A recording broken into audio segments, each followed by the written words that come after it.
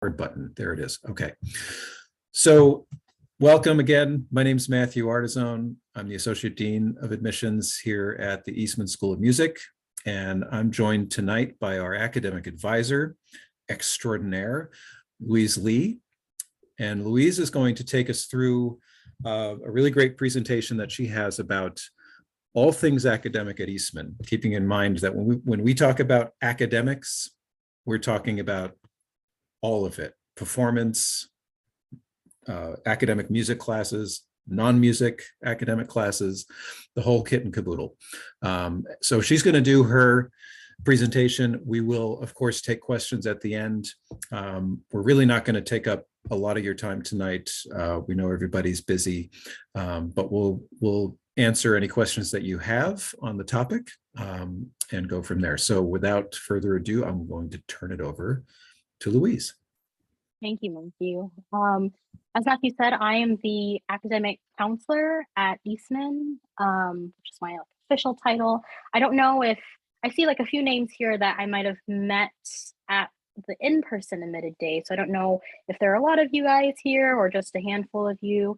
But some of the content that I'm going to go over is going to be the same as if you were here for the in-person days. I am going to share my screen.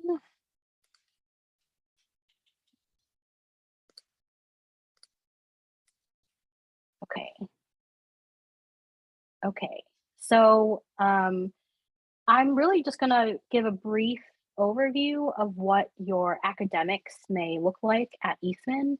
That includes, like Matthew said, the performance aspect, right? Because you're coming here for a music degree, as well as the academic study of theory and music history and some of your other humanities classes, and just give a quick breakdown of what that looks like, what your first year schedule may be, if you're interested in a dual degree or adding minors, just kind of going over all of that. Okay. So in terms of a bachelor's of music degree, we have our core curriculum, which is the components that make up what everyone who has a bachelor's of music, is included. And then your major requirements, so the requirements for each specific major in your degree program. So those two in combination, you're gonna equal to about 120 units or credits, as some people call it. Some majors, will have more than 120, but you need at least 120 to, graduate.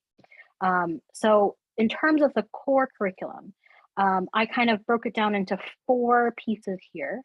So you have your performance. So all students in whatever major they are in have a performance aspect. So they'll have individual lessons in their primary instrument, which could be voice, jazz instrument, violin, cello, trumpet, percussion, piano, etc.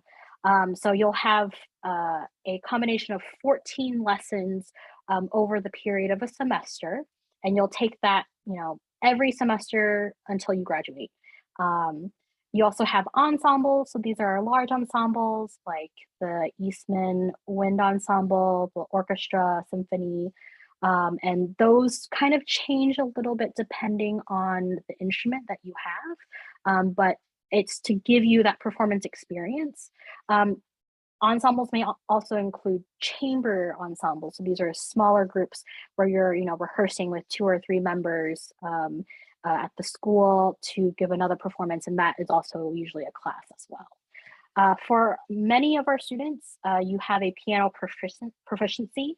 Obviously, for any of our piano majors, I don't know if there are any here in our chat here. You obviously don't have to do a piano. Okay, yeah. If you're a piano major, you're excluded from doing a piano proficiency. For everybody else, you do have to at least take a series of piano classes or test out of piano if you have experience. So for some students, maybe you've taken piano lessons throughout the year and throughout the years, and you're coming to Eastman on, say, violin, but you have experience playing piano. At the beginning of the summer, you'll get information about uploading, a piano video, a video of you playing of some repertoire that we'll have on our website and portal to test out of, certain level of piano if uh, don't feel like you want to go into piano class 101. And then you also have your juries and recitals. These are performance-based examinations, I would say. The second part of the core curriculum is our music academic classes. And these are kind of broken into two parts, which is music theory, which is a 5-semester, 5-course sequence in learning about all the components that make up music theory, as well as music history, and that goes over the Western classical tradition of music history. So you start kind of early, like before Renaissance period music, Gregorian chant type stuff, all the way to 20th century music. And then you'll do an upper level elective in either music theory or music history. Our third component is our humanities/science requirement. Now, Eastman is a school of music that is part of the greater University of Rochester. And in that, we have a lot of different areas in which you can study. And for us here at Eastman, we believe that to be a great musician, you are kind of, informing your musicianship through what you live through, what your life is encompassed by. And without being able to experience that in the many different disciplines that we have, we would feel like we would be doing you a disservice by not having this requirement. Eastman itself, we have our own humanities department. So we have, languages offered, art history classes, regular history classes, film studies classes at the Eastman campus. And then on our main or river campus, the art, science, and engineering schools, they offer all the other disciplines in which you can, take classes there to fulfill this requirement. It's broken into kind of two parts. In a writing requirement, every student has to do a first-year writing seminar. And then the rest of that is filled up by 20 units or credits of humanities or science electives. And with some of those, you may add an additional class and all of a sudden you've got a minor. The fourth part of this is what we call colloquium. So this is a weekly class that you meet with our Associate Dean of Academic Affairs, Dean Ain, and he goes through each week different topics that would be relevant to music students. So that may be about different hot issues that are happening in the professional music world. That may be about diversity and inclusion. It may be about accessibility. It may be about Eastman specific things. Sometimes they're lectures, sometimes they're performances. He brings in guest speakers all the time. And that's a class that everyone takes in their first semester, and then you're done with that one, okay? The next part is the major requirements. So this is really what distinguishes one major from another. Again, we have a variety of different majors. So we have performance majors, we have theory, we have jazz, we have music education, we have composition. So in each of those majors, you might have instrument-specific courses like pedagogy. You might have repertoire classes. Voice students have language requirements. So voice students have to take Italian, French, and German. So in those are really dependent on what you're focused in. And everyone has a advising worksheet that is available. You can find yours on our registrar's website at the Eastman website to look at your specific major and instrument to look at it. And I'll show a few examples of what that looks like next. In terms of advising at Eastman, which is part of my wheelhouse as your academic counselor, all students are assigned a primary academic advisor. For performance students, performance majors, your private teacher is usually your primary academic advisor. for music education, you'll have a music education faculty member who will advise you, help you with making sure you're taking the right sequence of classes. Jazz students have a jazz faculty member. Composition and theory have, a faculty member within those majors as their primary advisor. My office, the Office of Academic Affairs, we work closely with you and your advisors in working out your schedule, conflicts, if you need help with something, study skills, degree audits, a lot of other academic related concerns. We're kind of the one-stop shop for a lot of things. If you have a question that your advisor or teacher can't answer, come to us. And if we don't have the answer, we'll definitely find out where we can get that for you. For our students who also are admitted as dual degree, do we have any dual degree admitted students or students who are interested in dual degree?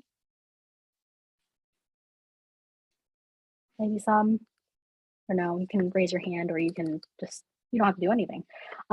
So you'll also have an advisor on the River campus within kind of the department that you're doing your dual degree in, or through their central advising services. And we'll work in conjunction in that to make sure that your degree planning is appropriate. And really just our office is to make sure that all of you are well equipped to, finish your program of study and also, take what you need from us, from the school, to be well prepared for what your future may entail. And that may be graduate school, that may be, performing, that may be other disciplines. It just, whatever it is that you want, we want to help make happen. This right here is, the slide here is an example of one of the advising worksheets. So our advising worksheets are front and back one page. So you have one page here, which lists all of the requirements kind of broken down by category. In this, you have applied music, which is your lesson and your studio class. So your lessons are 4 credits or units per semester. And so here you'll see a list of 8 of these little check boxes. That means you take your lesson and studio class every semester for 8 semesters until you graduate. This is an example of our string performance majors, so violin, viola, and cello. This is what your advising worksheet looks like. You have a piano class requirement up to piano class 4. You have large ensemble requirements, so 8 semesters of that. You'll see first year writing seminar in the middle, and then 20 credits of humanities or sciences, which you can fill with anything as long as it's not a music related class. We have our theory curriculum. Our theory curriculum is broken into 2 parts. So you'll have your written theory and your oral theory class together, your listening, and they are kind of coupled together. So theory 100, which is written theory, and theory 105, which is your oral skills, those have to be taken together. And so in that you would do 2 by 2 by 2 until you finish your 5th semester, which is a combined theory and oral skills class, okay? Everyone has to take music history. We have 121, 122, and 123. That just goes over, again, the Western classical tradition, which is, Renaissance, Baroque music, classical, romantic, impressionist, 20th century music. And then you have an upper elective, which you can do either theory or music history in. For our string students, you have some chamber group related classes, as well as pedagogy or professional electives. And then all of our performance majors have to do a recital at the end of their time. Again, this is just an example of what advising worksheet looks like. On the flip side, you'll have a somewhat template guide to what you might take every semester. And this will help in your planning as you're registering for classes, what you might be able to fit around here and there. Again, this is something where it's not a fixed schedule. You can kind of change it up if you decide you want to add another degree or you want to add another major or a minor. So you might move things around here and there. And that's what your advisor and I am here to help with. This is a basic, first semester schedule that you might have. You have your theory and oral skills, piano class, and your writing seminars all in the morning. And that's pretty consistent up until around like junior year or so, when your schedule at the beginning of the day clears up a bit more.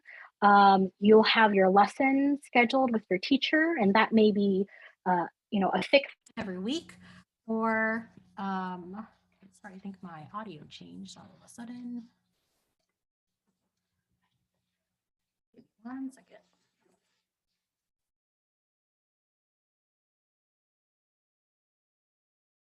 Can you still hear? Yeah, it definitely sounds different. It almost sounds like your mic unplugged or you switched mics or something. Yeah. Can That's you, better. does it That's sound better. better now? Yep, Okay, yeah, that's sorry. good. Sorry about that. Yeah, my AirPods flipped off. In terms of that, so your lessons may be scheduled at a fixed time, or your teacher may have a sign up on their door to schedule it, differently every week when there's a free time. Again, your teachers are performing, musicians, they're in demand. So there may be a week that they're traveling for a festival or for education or whatever it is, and you may have to reschedule to 2 times a week or something like that. You have your large ensemble requirements. So voice students have chorale. We have our string large ensembles. We have our wind large ensembles. We have our jazz large ensembles. Many different kinds depending on the instrument that you have. Studio class is usually a big chunk of time scheduled once a week, sometimes twice a week, depending on who the teacher is. But it is where all of the students under who learn from one teacher meet together for performance practice. You might practice performing in front of your peers, and kind of get feedback that way. It may be a master class. It may be lecture from your teacher about best practices in your specific instrument or area. In between all of the free time that you see on this schedule, there'll be rehearsals you'll have with your friends, your classmates, that you have to schedule outside of your class time. You'll have practice that you'll have to do. Um, and you have to be pretty diligent to make sure that you're practicing, as much as you need to for your lessons every week and for your performances that you have. Um, we have concerts all the time. I don't even know how many, recital or concert halls we have at the school, but there's usually something in all of them throughout the day, throughout the week, and you'll have ample opportunity to attend those as well as participate in those. You Over may 700 concerts a year. Sorry. Exactly. No, it's great. So it's something where it's very exciting. I remember when I was in music school, I would grab every opportunity to attend, a recital or concert that someone had invited a performer to, give at the school, because it was exciting, and you learn a lot from participating as a participant, as or just listening as the audience member. Um, in this, I wanted to bring up what we call combined programs of study. So in this, we have a couple different, you know, additional programs that students might be interested in, besides just, the one singular degree that I applied to Eastman for. We have what we call double majors. So this is two majors within the Bachelor's of Music degree. So you may be a performance and a music education major, or a jazz and music education, or maybe your theory and performance, or composition and performance. There's a good combination of these. Usually it's performance and something else. And that gives you a way to kind of dip your toe in a couple different things, a couple different requirements for your Bachelor's of Music degree. We also have dual degrees. Dual degrees are where you're earning your Eastman degree, your Bachelor of Music, as well as a Bachelor of Arts or Bachelor's of Science degree in our Art, Science, and Engineering College, what we call the River Campus, ASNE as well. Many acronyms here. In that you like I mentioned earlier, you would have an advisor here on our campus and advisor on the River campus to kind of help guide you in what fits your schedule. For some of the science-based degrees, uh, you might not be taking a lot of those classes, those major requirement classes till later on because they have, more evening lab scheduled times. And so your first, year or year and a half may be really filled with music core classes. And then as those kind of filter through and lessen, because you may be taking professional opportunities to play and whatnot throughout the day, you'll have more time to take some of those other focus classes. Okay? Minors are really small groupings of classes that's offered through our art, science, and engineering school. We don't have minors at Eastman, but there are many different types of minors at the River campus. Again, you may be doing art history, archaeology, languages, STEM studies. Those are usually groupings of 5 or 6 classes. For a lot of you students here for your humanities requirement, you need 5 humanities classes. So if you take an extra one within that concentration, there you go, bam, got a minor. We here offer certificates at Eastman and at the ASNE.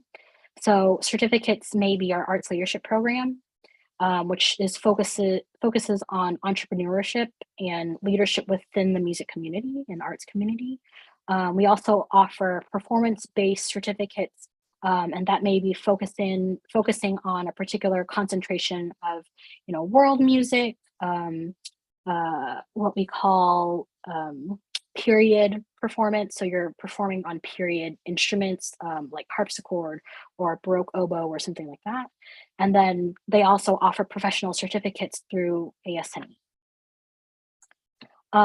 This is our support resources that you'll have, at Eastman. And this is just a drop in the bucket. There's obviously a lot more offered. These are just some of the touch points that I wanted to mention. I don't know if there are any parents sitting in the Zoom tonight, but these are a few things that you'll kind of have access to for both the students and families at the school. You'll have, again, like your primary advisor, the Office of Academic Affairs. We have a writing center for students who, maybe writing isn't their strong suit, but as with academic based classes, you may go to the writing center also for, work on your resume, work on applying for certain scholarships or funding. We also have theory tutoring. So theory is a major component of your degree. And, for some students who may not have had, any type of theory in high school, this is an example of how we want you to succeed here at Eastman, because we offer theory tutoring as long as you're taking, theory and you feel like, or your teacher or TA feels like you might need some help, they're there to do that. We have this coupled with student support team and our care system, which is basically just a way to make sure that every student here has the right resources they need to be taken care of, physically, mentally, emotionally, academically. University of Rochester also has a huge medical center. So our University Health Services is, I would say one of the best in terms of what they offer and what they can do. I know that we tend to be in the news a lot for some of the leading things in the medical realm. So in all of that, it's just something to say that we have a lot of resources here at the school that are meant to be taken advantage by you as a student, as well as, friends and family of the student. I've spoken a lot tonight. Does anyone have any questions? Can put it in the chat or unmute. I don't think there's enough of us that, will need to raise your hands.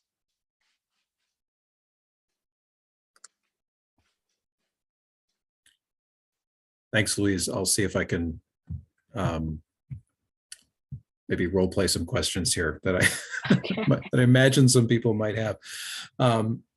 But I always just like to amplify what you were talking about with the humanities department at Eastman and the College of Art Sciences and Engineering at the River campus, and how that means that as an Eastman student, to fulfill your non-music academic requirements for your degree, you have the option of either doing sort of like, the so-called conservatory model, where you have that built into the Eastman building.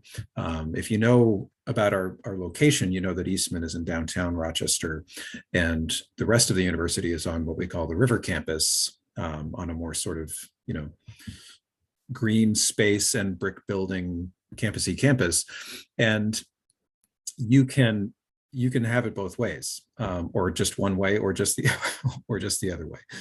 So we have students who, sadly, I think, never leave the Eastman campus, but are able to complete all of their degree requirements in our building. Those who go over to the River campus every now and then, because the course that they want to take isn't offered at Eastman. For example, if you love math, we don't have any math classes at Eastman. If you don't love math, that might be good news. We're not making you check off all of these sort of general education requirements, right? You don't have to check the science box and the math box and the history box, except for that first year writing course that Louise talked about. You really get to choose what those academic courses are. The kind of exception to that being the singers and a year of Italian, a year of French, a year of German. That's pretty well prescribed for you. But beyond that, if you want to take that math class, you're going to go over to the River campus and do it. So from there to building minors to the 80 some odd students that are dual degree students, you've got the whole range at Eastman. So it's really up to you, and you're able to sort of feel that out as you go. As you can imagine, if you're taking, at least in your first couple of semesters, one non-music academic class at a time, it gives you some space to sort of explore, well, what if I took one class at the River campus in my second semester? What would that feel like? And you'd have that experience and then get to decide if you wanted to do that going forward, more or less or the same. And here's a question in the chat. When can students sign up for courses in You Are Student? All right, Alex is ready to register. Louise, you want to take that one? Yeah, sure. Yeah. So in terms of registration, your registration is 2 days before the start of classes.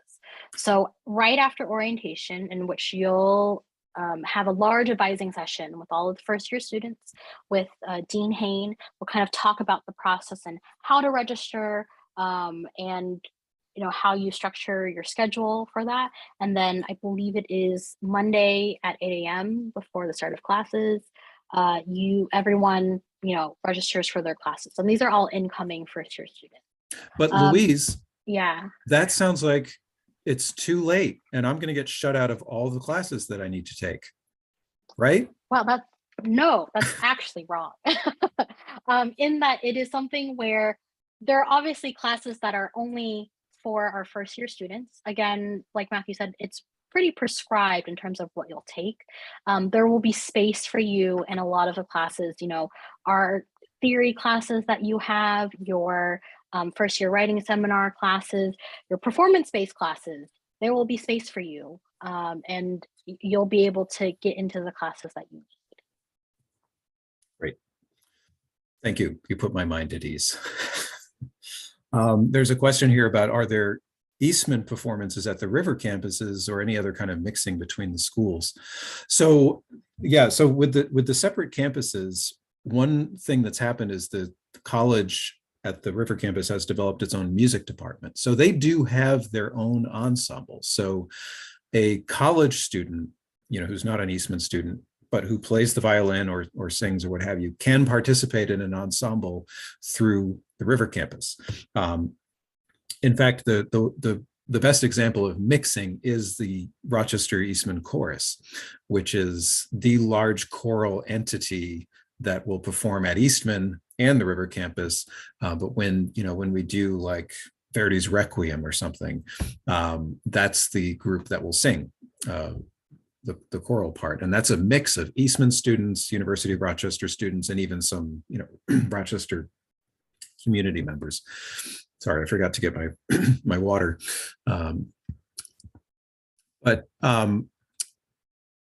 So what's more rare is that like Eastman ensembles go over to the river campus and perform. The one real sort of like active cultivation of that is Eastman students performing in the medical center, because we now have a very active Eastman Performing Arts Medicine, EPAM. See, there's another acronym. That really sort of has formalized the partnership between the medical center and the School of Music. A lot of our students will participate in performances in that space, and it's just playing in, you know, one of their usually very large kind of open waiting room areas, where, you know, people are kind of stressed out and sitting around waiting for family members or waiting to go in. And so we provide, our students provide, you know, sort of calming, soothing music. They don't go in there and play like the Bartok string quartets, but they play music appropriate to that sort of atmosphere. So that's an example of, you know, cross-campus interactions. And then, you know, what really happens more often in this realm is kind of extracurricular stuff, projects that students do that might be like sort of multimedia based, or, you know, working with digital media students at the River campus, because that's a thing over there. You know, maybe it's a composer from Eastman and a digital artist from the River campus, or sometimes from RIT. They pair up, and then they're looking for musicians to play, you know, as part of that. So I think I just answered that second question that popped in there. So that's the form in which, yes, students do collaborate informally between the schools, and students collaborate informally within the school too. You know, we should add that. You know, when we put up that schedule and it shows kind of all this space between the classes that you have to take, one of the things that I think makes Eastman students very busy, regardless, like you look at that schedule and you think, well, how could they be so busy? It's all of the extra playing that they do. So they're going to rehearsals for curricular things, their string quartet and orchestra, for example, but they're also playing in other projects, like the composer friend who asks them to play a new piece that they wrote. You know, like the pianist who wants to do a Mozart concerto on her degree recital and wants an orchestra. You know, so it's going to be a sort of a pickup orchestra of students, these kinds of things. So there's just so much music making and other sort of collaborative projects going on, both within Eastman and with students at the River campus. And as I mentioned, at RIT, because it's such a creative, you know, endeavored centered school around design and film and these kinds of things. We've had collaborations, for example, between our humanities department, where there are several courses in the sort of film studies genre with students at RIT that have had, you know, very creative outcomes. So that's the long answer. Short answer, yes. I have a question. Can a student choose to start a dual degree in their like second year at Eastman? Yes. Yeah. The short answer for that is yes. It is something where if you take a class in your second semester of your first year, you might find, all of a sudden a passion for, art history or something like that. We offer art history on the Eastman campus, and it's also, another major at the River campus. And then you start taking these upper level classes there. I can definitely say that, if you've taken a class, the process in which you find yourself in applying for a second degree at the school, after you've already been admitted for Eastman, is really just you start taking those classes, you speak with a faculty member in that department. They kind of, for lack of a better word, sponsor you, so to speak, to apply for that degree. And you work with an advisor to map out what your schedule looks like. And there you are. You've added a second degree to your program of study. So Yeah, I think I mentioned before the 80 something dual degree students. I don't know exactly the split, but a sizable portion of those students added the degree once they came, whereas there are others who apply to both schools as high school seniors and are admitted to both. And so they enter with that status. But the fact is, in your first couple of semesters, the dual degree student, on your schedule doesn't really look a lot different from an Eastman student, because you have to take care of all of those core requirements that Louise was walking us through. So you still have to take your theory and your piano skills class, and you're going to take your lesson and your ensemble and your first year writing class. And, maybe the one big difference between a dual degree student and a straight, Bachelor of Music student is they're going to take one additional academic course at the River campus. And they might even wait until their second semester to take that, so that they're taking 2 academic classes rather than just the one. That's the big difference. Awesome. Thank you. You bet. Any other questions?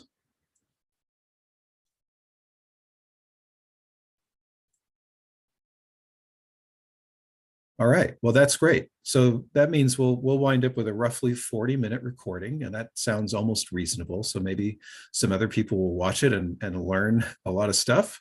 But we really appreciate you guys coming out on a Thursday night. I'm sure you've got homework and practicing that you also need to be doing. Remember, you do have to complete high school in order to enroll at Eastman. So even though you've already been admitted, stick with it. But we really appreciate you coming out. I want to thank Louise Ly for her time and all of the information that she provided.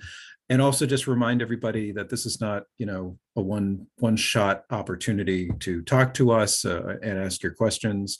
We're always happy to correspond by email. We can always set up a Zoom meeting if you have you really want to dig into some aspect of, adding a minor or whatever it is that you want to talk about. That's why we're here. So thanks again. And quick last minute reminder, tomorrow night, there will be a current student meet and greet. So you can get all the inside scoop directly from our students. And we'll hope to see you. Well, I won't be there because, I want you guys to feel comfortable just talking to our students. But hopefully you're there. Louise has put her email in the chat. It's very straightforward. It's LLY@ESM. You know the rest. So thank you and have a great night. Have a good evening. Thank you. Thank you very much once You're again. It's good to see you, Noah. Nice to see you again, Noah. Good to be here.